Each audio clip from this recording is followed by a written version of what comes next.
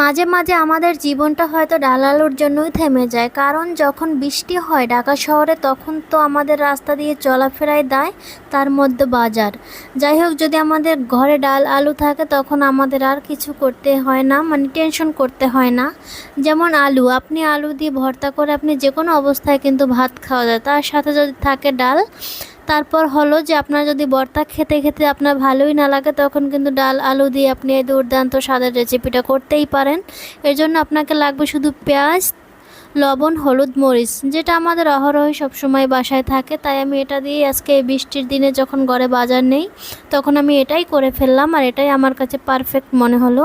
তাই আজকে ডাল আলু দিয়ে ডাল আলুর চচ্চড়ি করে ফেললাম। এটা কিন্তু খেতেও দারুণ হয়।